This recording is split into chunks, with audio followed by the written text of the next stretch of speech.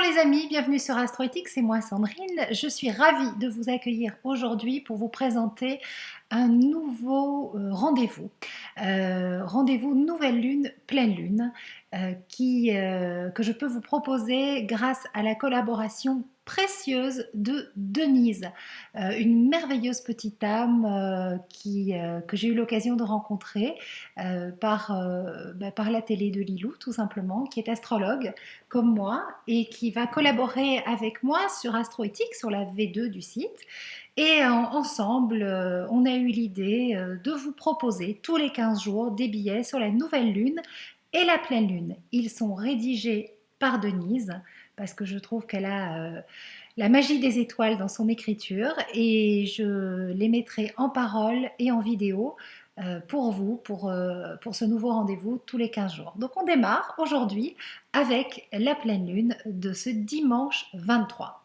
Alors, qu'est-ce qu'elle vient nous dire cette pleine lune? Écoutez, déjà, c'est une pleine lune qui est suivie par l'entrée de Jupiter en Cancer, le 26, donc 3 jours après. Donc, qui dit changement de signe pour Jupiter, dit changement vibratoire, changement de fréquence.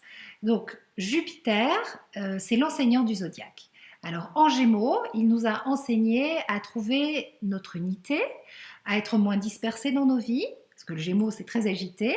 Et vous savez, le Gémeaux, c'est le signe de la dualité. Mais en fait, tout objectif par rapport à la dualité, c'est de retrouver notre unicité. Donc Jupiter, l'enseignant, pendant 1 an en Gémeaux, il était là pour nous apprendre à retrouver notre unicité, à nous reconnecter à nous-mêmes, à qui nous sommes vraiment. Voilà, et donc il nous a posé la question de notre identité profonde. Ensuite, il rentre en Cancer. Après le Gémeaux, c'est les Cancers. Et là, Jupiter, il va nous reconnecter à notre sécurité émotionnelle de base, puisque le Cancer, c'est un signe d'eau, un signe qui nous parle donc de nos émotions profondes. Et donc, en Cancer, eh bien, il vient nous dire qu'on va devoir apprendre à nous aimer nous-mêmes, à nous nourrir de l'intérieur, puisque le Cancer est un signe de nourriture, nourriture affective, et aussi à nourrir notre imaginaire pour créer notre avenir, puisque c'est par notre imaginaire que nous créons notre avenir.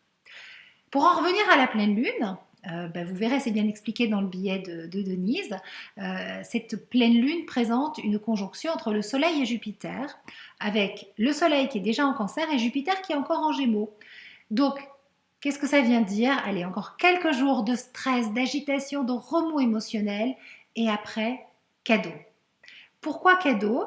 Parce que d'un côté, dans une pleine lune, il y a la lune en Capricorne et le Soleil en Cancer. Et donc, le signe du Capricorne, c'est nos structures, c'est notre colonne vertébrale, et le signe du Cancer, c'est nos habitudes, nos croyances bien ancrées, tout ce que l'on a hérité comme acquis de notre famille. Eh bien, il vient nous dire qu'il faut faire des choix, le choix d'aller vers notre structure, vers notre vie d'adulte, renoncer. Mais renoncer, c'est toujours à son avantage, et quitter le cocon douillet et confortable de nos sécurités qui ne sont que des fausses sécurités, des fausses croyances, voilà, des mauvais acquis, qui ne sont pas les bons acquis. Il faut aller dans le sens de la vie, se diriger vers l'homme ou la femme debout que nous devons toutes et tous être.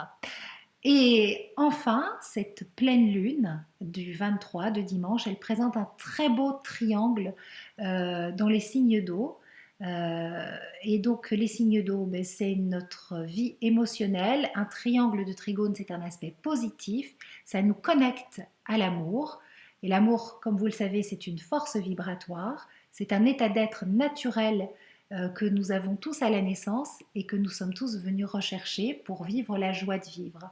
Donc après des turbulences, après un mois de mars, de mai, très très agité, mars, avril, mai, juin, agité, tout ça avec des remous émotionnels très forts, des remises en question personnelles puissantes.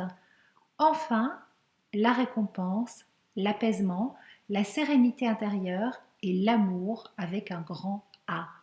Voilà, je vous souhaite une belle lecture de ce beau billet qui est rédigé par Denise et je vous fais tout plein de bisous et je vous dis à dans 15 jours pour la nouvelle lune. Bisous bisous, ciao.